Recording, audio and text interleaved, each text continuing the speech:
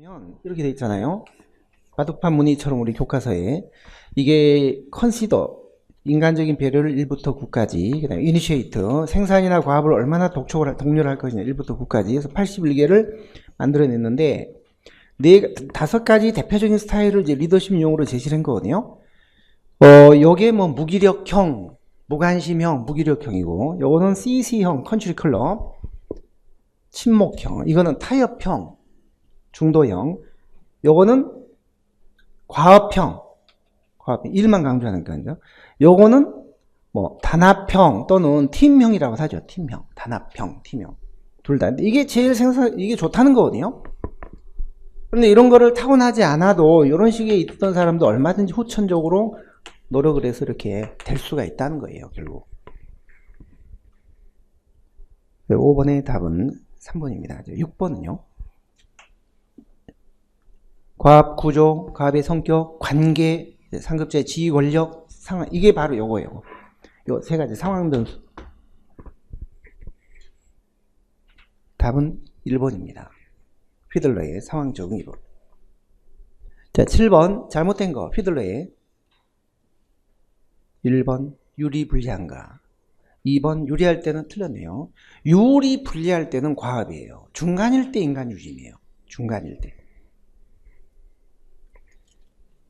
그것만 아십시오. 결론은 중간일 때 인간 유심입니다. 중간일 때. 항상 중간일 때 관계를 중시해야 된다. 이것도 마찬가지죠. 아까 중간일 때 그 허쉬와 블렌차드 이론도 보면은 성숙도가 이렇게 높아질 때요. 과업 행동은 줄이고 중간일 때 관계 행동을 높이잖아요. 항상 중간일 때 관계 행동이 중요해요. 중간일 때. 그건 다른 이론에서도 마찬가지. 자, 다음 쪽에 8번 3차원 이론. 틀린 것은 이런 데서 만약에 휘둘러가 나오거나 뭐 이렇게 하면 안 된다는 거죠. 지금 1번, 2번, 3번이 다 대표적인 3차원 이론이에요. 틀린 거 1번 통로. 통로에 여러 가지 변수가 작용하기 때문에 그걸 명확하게 해줘야 된다. 2번 지설참인데 지원참성이라고 하면 안 되죠. 그러니까 하우서 에반스의 지원 참성하고 허쉬와 블렌차드의 지설참인은 바꾸면 안 돼요. 3번 맞습니다. 4번 상황 요인에 따라 다르니까 그러니까 효율성이라는 차원을 추가시켰는데 그게 상황 요인에 따라 달라지기 때문에 결국 넓게 보면 상황 이론이에요. 9번 하우스 에반스의 경로 목표 이론 중 상황 변수에 해당하는 거, 이 부하의 특성이나 과업의 환경이에요. 부하의 특성이나 과업의 환경. 만약에 과업이 아주 명확하게 잘 구조화가 돼 있다. 구조가 돼 있다. 직원들이 아주 능력이 있다. 그럴 때는 그냥 다 네가 해라 이렇게 할 수도 있는 거예요. 근데 어렵고 창의를 어렵다. 그럴 때는 다 맡길 수가 없는 거죠. 지시형 리더십이 더 필요할 것이고 부하의 능력, 특성, 과업의 환경에 따라서 그게 다 상황 변수인데 그게 리더십의 유형에 적합한 유형에 영향을 준다는 거예요. 자, 9번은요. 달랑 여기서 상황 요인만 답만 아시면 안 되고 자 1번은 뭐예요? 목표를 달성할 수 있는 확률. 내가 노력을 했을 때 이 친구가 목표를 달성할 수 있을까? 확률. 이게 기대감이에요. 기대감. 그러니까 이거는 매개 변수에 들어가는 거예요. 요 이론에 따르면. 매개 변수. 그 다음에 보상의 가치? 그 보상이 나한테 얼마나 가치 있는 것이냐? 그게 유의성이니까 이것도 매개 변수예요. 부하의 특성이나 과업의 환경은 상황 변수예요. 리더의 지원적 행태, 지원 참석은 원인 변수예요.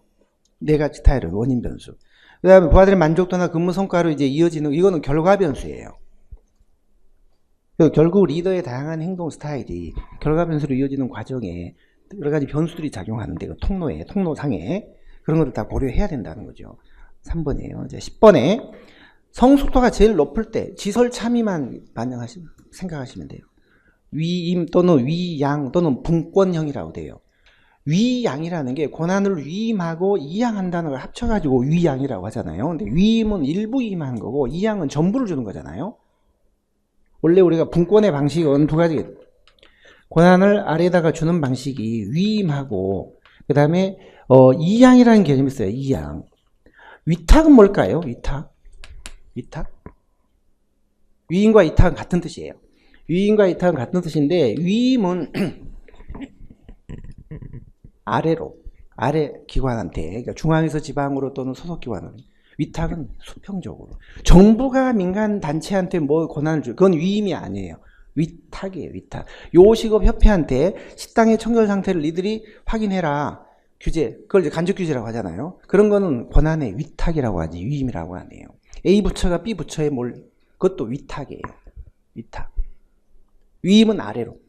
그래서 합쳐가지고 성격은 똑같습니다. 일부만 주는 거예요. 전부 다는 안 돼요. 자, 위탁이나 위임은 일부만 주는 거고, 이거 옛날 이론인데 앞으로 뭐 크게 문제가 안 될 거예요. 합쳐서 이걸 위양이라고 해요. 위양. 그래서 분권형, 위임형, 위양형 다 같은 뜻이에요. 이걸 구분하는 거는 요즘 현대 행정에서는 그렇게 중요하지 않아요.